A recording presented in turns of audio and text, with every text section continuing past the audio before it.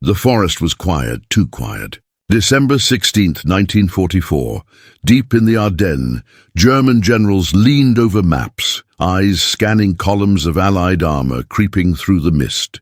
Once this silence would have been a blessing, a veil under which the panzer divisions could strike with terrifying speed. Blitzkrieg had thrived on it. The sudden roar of coordinated tanks, the crackle of radios passing orders faster than the enemy could comprehend. But now, something had shifted. The Germans were no longer masters of speed. They were witnesses to a new rhythm of war. Every jeep, every Sherman, every rifle squad carried radios. Communications that were once a privilege of generals had become standard issue for frontline soldiers. German commanders watched incredulous as the Allies moved with a precision that made surprise a relic of the past. It was as if the war itself had learned to speak in the language of the Allies, rendering decades of German tactical doctrine obsolete. The Blitzkrieg that had thundered through France in 1940, that had shattered the illusions of static defense in Poland and the Low Countries, now faced an enemy whose units could coordinate, adapt, and overwhelm with a speed and accuracy German commanders could only envy. In the barracks and command posts, reports came in, another attack repelled, another line held, another ambush foiled. Radio traffic flooded the Luftwaffe, the panzer divisions, the infantry, revealing movements in real time. The very weapon that had made Blitzkrieg possible, the radio, once a tool of devastating efficiency, had now turned against its creators. Generals traced the progress of Allied units with a sinking dread. It wasn't brute force that had changed the battlefield. It was connectivity, the silent, relentless spread of information. A tank commander in Normandy could radio for support, call in artillery, or adjust to a shifting flank, all in seconds. Orders no longer trickled down through layers of bureaucracy. They flowed, instantaneous and unstoppable. The psychological toll was equally devastating. Men trained for rapid strikes found themselves chasing ghosts in a fog they could not penetrate. Units that had once swept across Europe with confidence now hesitated, unsure if the next movement would be a trap or a feint. Speed alone no longer guaranteed victory. Coordination did. And the Allies had mastered it.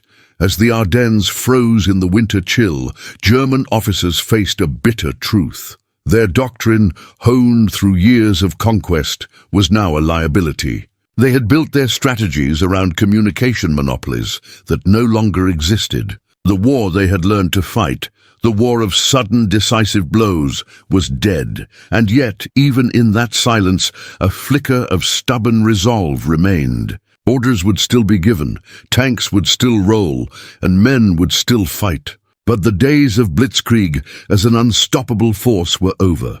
The generals exchanged grim looks. Somewhere in the distance, a Sherman's engine hummed. Somewhere, a squad radioed coordinates with precision that made panic inevitable before the first shot was fired. The battlefield had spoken, and the message was clear. Blitzkrieg, as they knew it, was finished. The very weapon that made Blitzkrieg possible had now turned against its creators. To understand the shock in 1944, one must return to the beginning. 1939. The world braced as German forces stormed Poland, a lightning war that shattered expectations. Tanks tore through hedgerows. Infantry moved with deadly precision, and the enemy's defenses seemed almost frozen in disbelief. Yet it was not the steel alone that won these early battles. The real secret of Blitzkrieg was invisible, humming across the airwaves, carried by German radios. Every panzer division, every command post, every forward observer depended on a delicate web of communication. Radios were lifelines, connecting tank crews with each other and with commanders miles away. A single officer could coordinate an entire armored column, directing fire, maneuvering around obstacles, and exploiting weaknesses in the enemy line before they even realized they were under attack. Blitzkrieg was, at its heart, a war conducted at the speed of thought. In France, 1940, it became poetry in motion. Panzers darted through the Ardennes, bypassing fortified Maginot positions, as commanders relayed orders in real time. Infantry followed tanks into pockets the enemy never anticipated, and Luftwaffe pilots struck with surgical precision. Radios turned machines of war into extensions of the human mind. Each tank, each truck, each reconnaissance vehicle part of a single, synchronized organism. Soldiers would later recount the almost eerie calm of those operations. There were no frantic messengers, no delay in orders. Commands flowed as if the battlefield itself obeyed German intent. For the first time in modern warfare, mobility and communication were fused into a single weapon. Steel could move, think and strike, all at once, yet even in these early triumphs, the seeds of future vulnerability were present. The reliance on radios created dependencies. If the network failed, if signals were intercepted, or if the enemy adapted, the entire system could falter. But in 1939 and 1940, few foresaw the innovations looming on the horizon. The world watched Germany's swift victories with a mix of awe and dread, unaware that the advantage of real-time communication was not a permanent monopoly. Every panzer crewman understood the rhythm of the radios, the subtle click of the handset, the static that carried orders across forests and rivers. The war had become a conversation, one conducted not with gestures or flags, but with coded signals, a symphony of commands and responses that made steel mobile. It was a revolution, one that would define modern armored warfare, and yet, even as German forces celebrated victories, the future whispered a warning. Other nations were listening, learning, and preparing. The Allies were beginning to close the gap, experimenting with radios of their own, training entire armies to speak the language of instantaneous coordination, the very edge that had made Germany invincible. Its head start in communication. Its command of information was impermanent. Blitzkrieg thrived on speed, yes, but speed without adaptation could become its undoing. The generals of 1944 would come to learn this lesson in the harshest possible way. The battlefield had changed, and the invisible weapon that had once carved triumphs from chaos was no longer theirs alone. But Germany's head start would not last. In the early years of the war, the Allies struggled to speak across the battlefield. Britain and America, despite their industrial might, had armies that often moved in fragments, unable to coordinate with the fluidity the Germans took for granted. Runners dashed through gunfire, flares marked positions in the twilight, and field telephones snaked across the ground, vulnerable to shellfire and sabotage. Orders trickled slowly, and by the time they reached the front, the moment had often passed. The cost was brutal. In France, 1940, the Allies watched in horror as panzer columns tore through lines that might have held if communication had kept pace. In North Africa, 1941-42, British and Commonwealth units faced a foe who seemed to anticipate every movement. Rommel's legendary Desert Fox reputation rested not only on cunning but on radios that allowed his tanks and infantry to act as one seamless force. Allied soldiers would later recall the despair of hearing shells fall where they had just been ordered to reposition, their own commands arriving too late to prevent catastrophe. These defeats were lessons written in blood. Generals realized that the old ways, dispatching runners, relying on static telephones, were no longer sufficient. Modern war demanded a new language, one transmitted through radio waves. One that allowed units to move, respond and strike, as if connected by an invisible nervous system. It was a painful process of trial and error.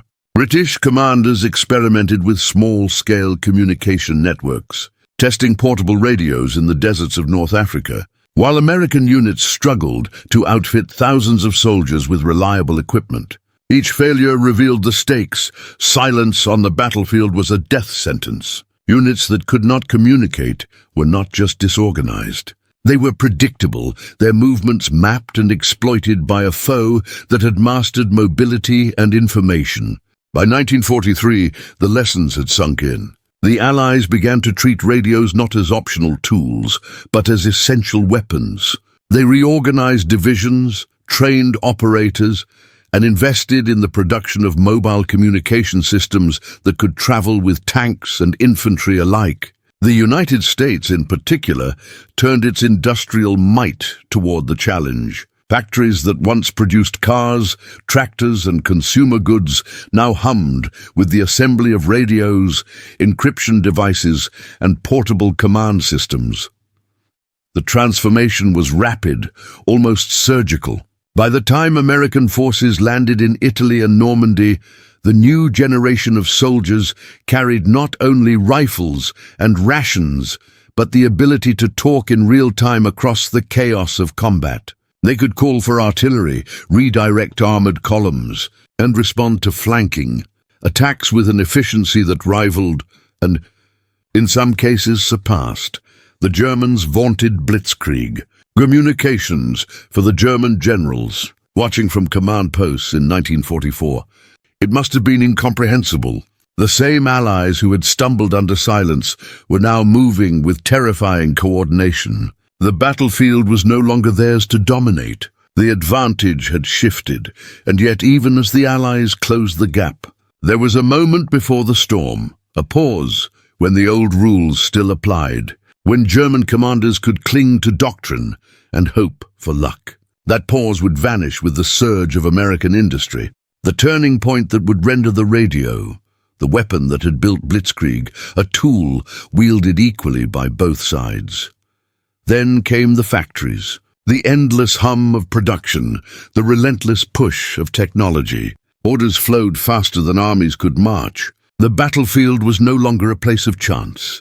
It had become a network of controlled chaos, orchestrated with precision.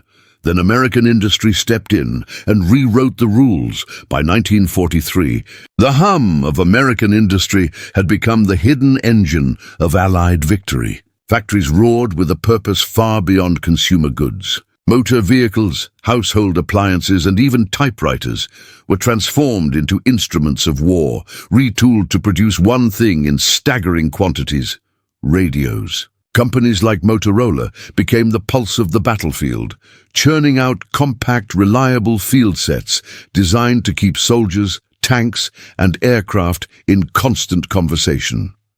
The scale was unprecedented. Within months, entire divisions were wired for real-time communication. Platoons could relay reports from the front line to battalion command. Tanks could coordinate maneuvers while under fire, and aircraft could direct strikes with precision that previous generations of soldiers could scarcely imagine. What had once been the exclusive domain of German armored divisions was now standard across the Allied armies. For the men on the ground, these radios were lifelines. A forward observer calling in artillery fire could do so while moving under enemy fire, adjusting coordinates with every step. Tank commanders could adapt their advance in response to enemy positions, turning what might have been chaotic engagements into coordinated, almost choreographed movements. The battlefield was no longer a tangle of chance and confusion. It had become a network of controlled, interconnected action, and the psychological impact was profound. Soldiers no longer fought in isolation. Orders arrived instantly, support was never out of reach, and a sense of shared purpose flowed through the airwaves. Confidence grew, hesitation faded, and the chaos of combat became manageable, even predictable. The Allies were learning to fight not only with steel and firepower, but with information itself, the invisible force that would soon redefine victory and defeat. German commanders, still clinging to their doctrines of rapid, decisive strikes, struggled to comprehend the scale of the transformation. What had been a technological advantage, exploited brilliantly in 1939 and 1940, was no longer theirs alone. The Allies had not merely caught up. In many ways, they had surpassed their adversaries. Radios were no longer a luxury. They were the backbone of the new battlefield. Aircraft, tanks, and infantry operated as parts of a single, coordinated organism. Logistic trains, once vulnerable to disruption, were now guided by constant updates. Strategic decisions could be executed in real time, and the consequences of delayed orders became increasingly fatal for the Germans. The once invisible advantage of mobility had become fully amplified by communication, and the Allies were the masters of this new art. Every platoon, every Sherman, every fighter plane contributed to a living network, and the efficiency was terrifying in its simplicity. What Germany had taken years to perfect, the Allies now wielded by sheer scale, industrial power, and relentless innovation. The war was evolving, and those who failed to adapt would pay the ultimate price. Yet even as the network spread across Europe, there was a proving ground where this innovation would demonstrate its full, lethal potential. A theater where mobility, coordination, and real-time communication would not merely influence battles, they would determine the fate of armies. And nowhere would this new network prove more decisive than in North Africa.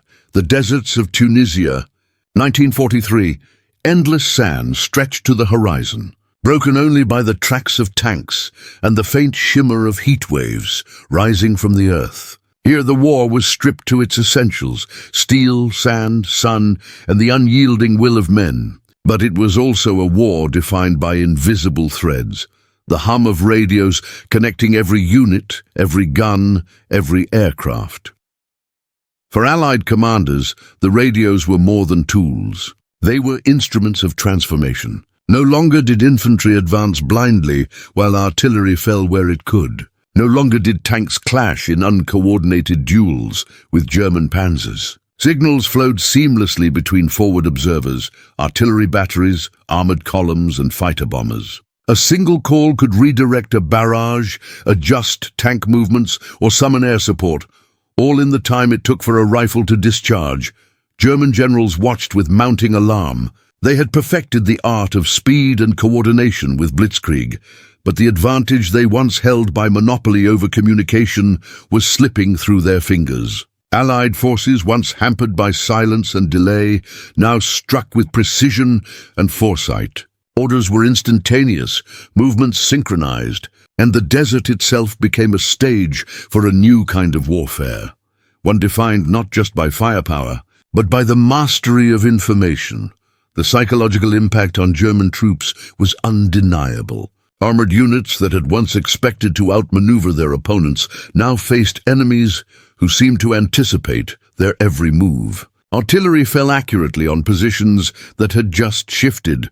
Tanks were flanked before they could adjust. Airstrikes struck with a clarity that suggested omniscience. The edge that had allowed German forces to dominate in 1940 and 1941 was eroding. The desert no longer belonged to them.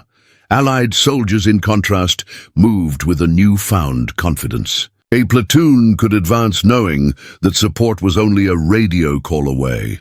Tank commanders relayed positions, coordinated attacks, and adapted on the fly. Air controllers guided strikes with a precision that turned the desert into a network of lethal intent. In the chaos of war, communication became a weapon as decisive as any cannon or machine gun.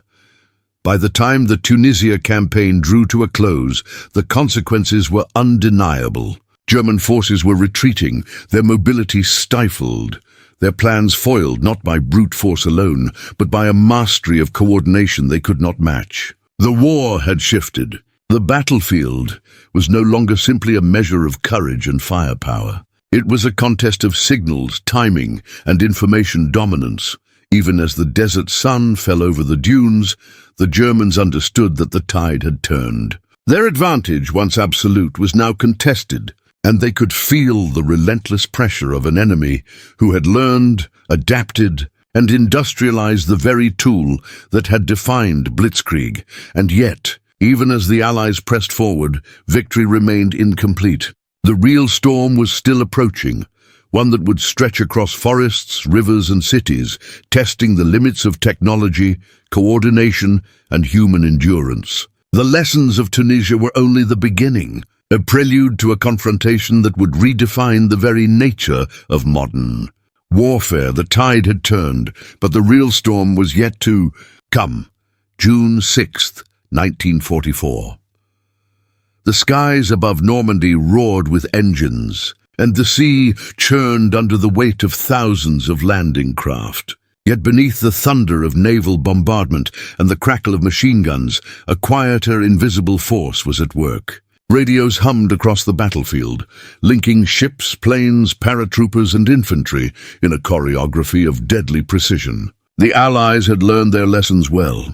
Every element of the invasion, from the massive naval fleet offshore to the smallest reconnaissance squad behind enemy lines, was connected through a network of radios. Orders, adjustments and reports flowed constantly, allowing commanders to respond to shifting tides and unforeseen obstacles with unprecedented speed. Chaos, the natural companion of war, was transformed into organized assault. Paratroopers landing behind enemy lines carried lightweight radios, enabling them to relay positions of German defenses, call for artillery strikes, or coordinate movements with units still hours from shore. Naval gunfire was adjusted in real time, shells raining down on bunkers only moments after their positions were confirmed. Tanks and infantry, advancing through the hedgerows, moved as parts of a single, interconnected organism. No longer were units isolated islands, reacting after the fact. Now they acted as one synchronized force.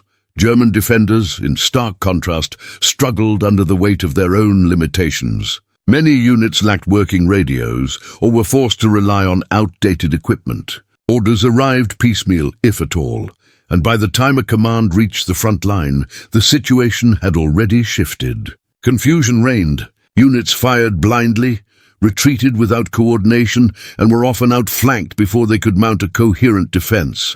The battlefield that had once allowed them to exploit speed and surprise had become a trap. An arena in which they could not compete. Commanders watched in disbelief as the Allies adapted to obstacles almost before they arose. When a beachhead proved more fortified than expected, artillery was redirected. When tides and currents scattered landing craft, commanders rerouted troops via radio guidance. Even the weather, an uncontrollable variable, could be mitigated through communication. Air support adjusted, movements timed, and objectives realigned in near real time. The war had become a contest of signals, and the Allies were speaking fluently.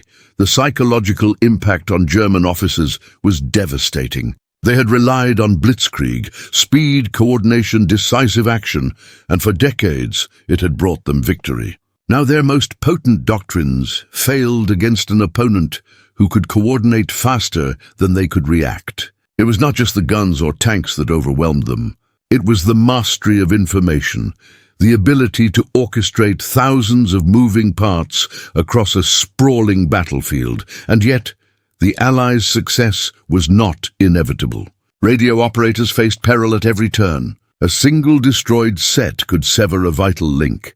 A misheard command could throw a unit into disarray. But redundancy, training, and sheer numbers ensured the network remained resilient. It was a system designed to survive, adapt, and exploit chaos rather than succumb to it. By nightfall, as the smoke of battle drifted over the beaches and hedgerows, a grim truth had been made evident. The German military, once unrivaled in mobility and coordination, had been outmatched not merely in firepower, but in the very tool that had defined its early successes. The invisible weapon of the Allies, radios linking every soldier and machine, had rendered the Blitzkrieg doctrine obsolete. On those beaches, amid blood, sand, and steel, the era of unchallenged German lightning warfare ended. The battlefield had changed forever. Coordination, speed, and communication had become inseparable, and the Allies had mastered all three. The Blitzkrieg's death certificate was signed on the beaches of Normandy, December 16, 1944. The Ardennes forest lay under a winter frost, silent except for the distant rumble of engines and the occasional bark of artillery. German forces launched their surprise offensive, the desperate gamble that would later be called the Battle of the Bulge. They moved with the same audacity that had defined Blitzkrieg, believing speed, shock, and coordination would shatter the Allied lines once more.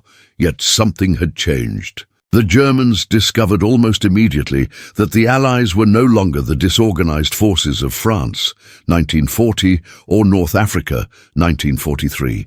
Every American and British unit carried radios. Every call for reinforcements, every adjustment to artillery was relayed across a network so vast it seemed omnipresent. Orders were no longer slow and uncertain. They were instant, precise, and deadly effective. Panzer divisions that had once rolled through Europe with unstoppable momentum found themselves checked at every turn. Tanks attempting to flank were met by coordinated fire from infantry, artillery, and aircraft, all acting as one.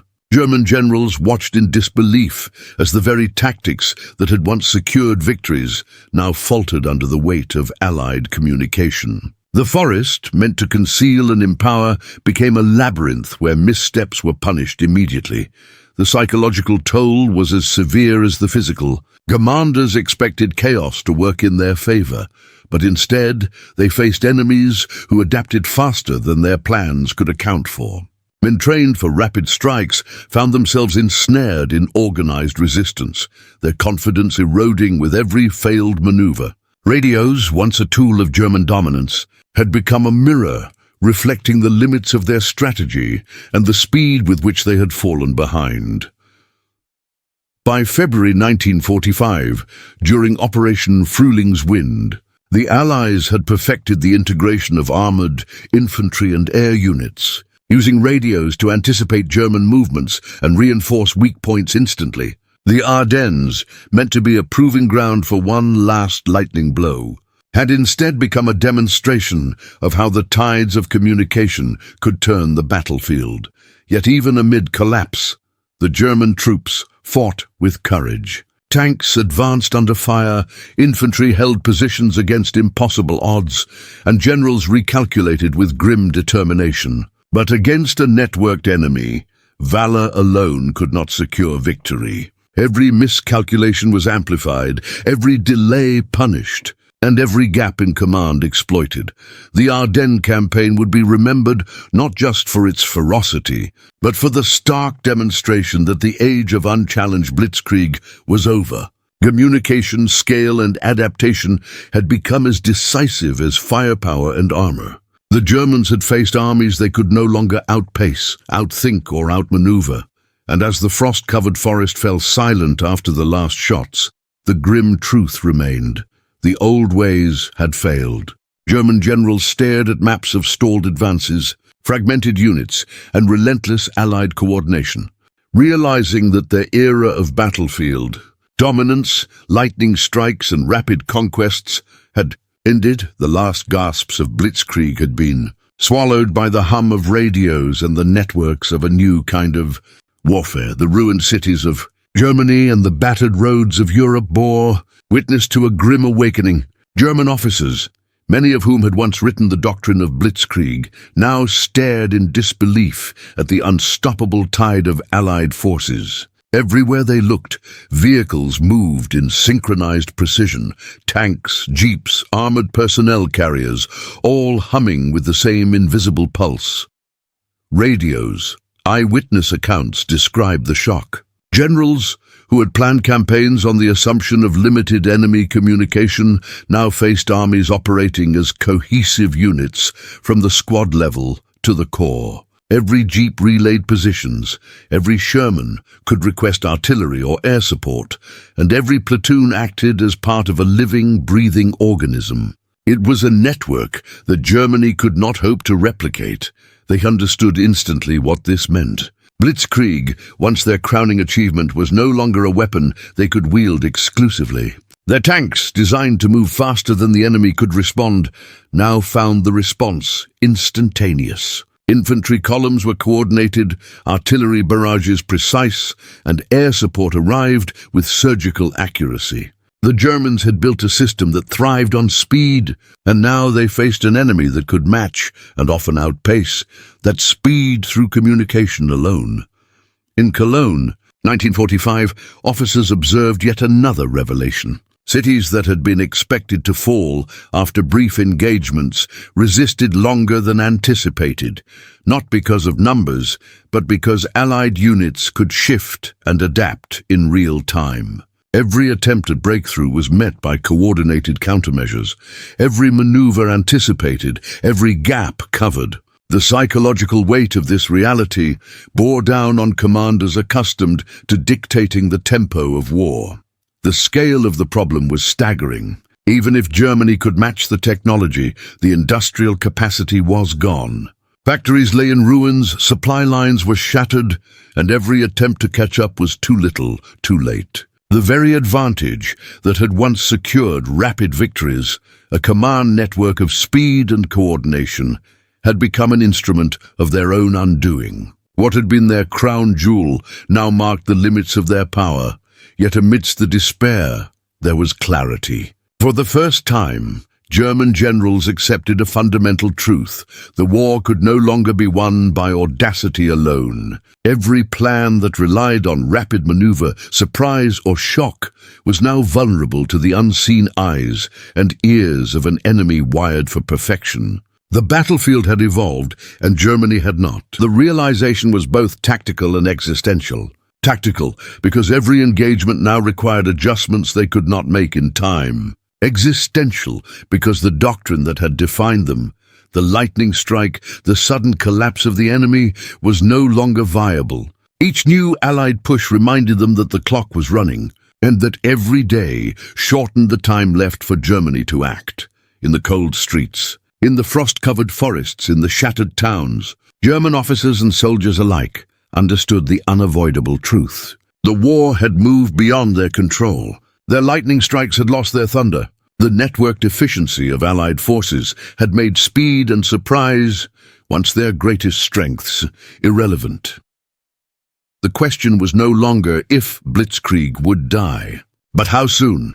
By late 1944, the world of warfare had shifted irreversibly. The gleaming panzers that had once struck fear into Europe's heart were no longer decisive. Speed of movement, once the defining attribute of victory, had been eclipsed by something far more potent, the speed of information. Radios, once a tool of German domination, had become the lifeblood of Allied operations, allowing every unit to act as part of a coordinated organism. The Ardennes, Normandy, Tunisia. These campaigns demonstrated the transformation. German counterattacks, no matter how daring or well-planned, were met with responses executed with near-prescient timing.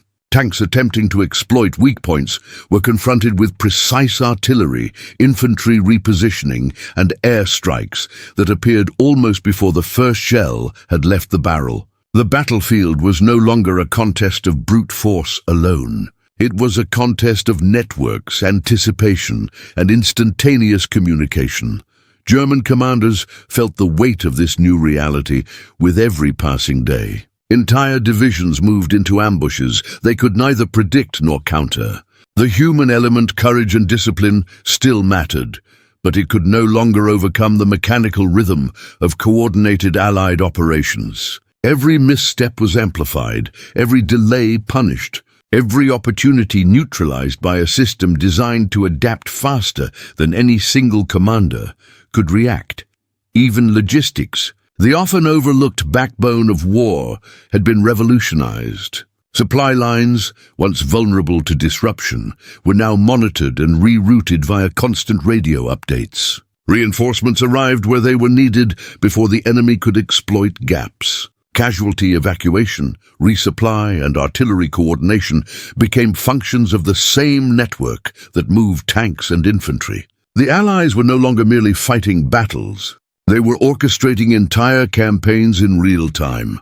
By March 1945, as Allied forces poured into Germany, the difference was undeniable. The Ruhr pocket collapsed under the weight of coordinated strikes, not solely because of numbers, but because information moved faster than German decision-making. Tanks could advance only to encounter pre-positioned artillery. Infantry held positions precisely calculated to blunt offensives. And air support arrived as if guided by clairvoyance. Germany's vaunted doctrines had been rendered obsolete by a combination of industrial power and technological integration. Yet this was not merely a story of machinery and communication. It was a story of human adaptation, of how armies could evolve to exploit the tools at their disposal. Radios had shifted the tempo of war, amplified command, and turned what had once been chaos into controlled, decisive action. The lessons were clear. Dominance no longer lay in the largest or fastest tank, but in the army that could see, communicate, and adapt more quickly than its opponent. The end of Blitzkrieg was not marked by a single battle or a dramatic surrender. It was a gradual unraveling, a quiet recognition across the German high command that the world of warfare had moved past them. They had created lightning, but the Allies had learned to channel the storm itself, transforming it into something unstoppable. And this shift would shape the wars of the future. As the war ground toward its final months, the ruins of Europe whispered lessons that stretched far beyond the battlefield. The fall of Blitzkrieg was more than the collapse of a military doctrine. It was the birth of a new era in warfare, one defined not by the sheer speed of tanks or the roar of guns, but by the invisible threads of communication that bound every unit into a cohesive whole. Radios, once dismissed by some German officers as mere gadgets, had become symbols of a revolution, the transition from the industrial age to the information age on the battlefield. German commanders had mocked the Allies' reliance on these devices, seeing them as unnecessary luxuries, a crutch for armies without instinct or daring. Yet the irony was brutal. Those very tools, compact and unassuming, had transformed chaos into order, hesitation into swift decision-making, and fragmented forces into unified instruments of destruction. The battlefield had become a network, and the army with the fastest, most reliable network now held the decisive edge. From the Ardennes to Normandy, from Tunisia to Cologne, radios had reshaped tactics, strategy, and psychology. Soldiers and commanders alike became nodes in a larger system. Each call for artillery, each repositioning of tanks, each airstrike a pulse in a living organism. Speed no longer depended solely on mechanical movement. It depended on the speed at which information flowed, on the capacity to see the battlefield as a whole and act faster than the enemy could react. Blitzkrieg, a doctrine built on instantaneous movement, had been outpaced not by stronger armor, but by faster minds linked through wires and waves. The consequences extended beyond the battlefield. The Allies' mastery of networks foreshadowed the modern age of war, where information, surveillance, and communication could define victory even before a shot was fired. Logistics, reconnaissance, and coordination became as lethal as tanks or artillery.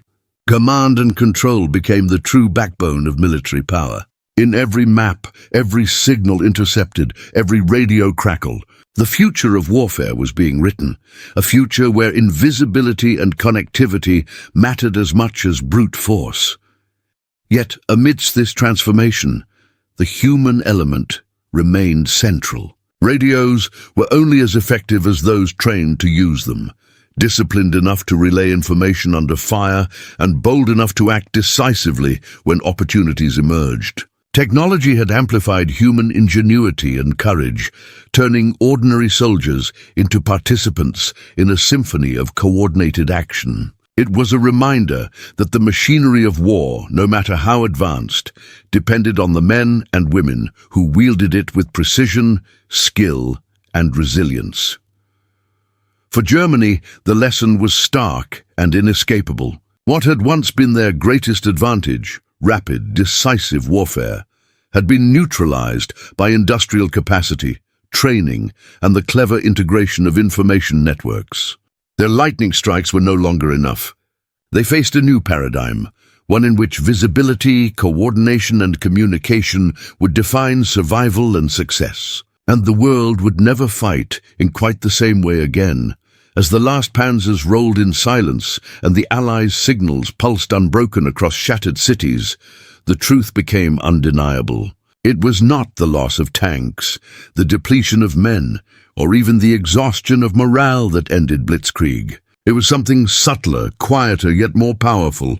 The voice carried through the air, linking soldiers into an unstoppable network, turning chaos into precision, and transforming the very nature of warfare itself. In the end, it wasn't just steel or firepower that ended Blitzkrieg, it was the voice carried through the air.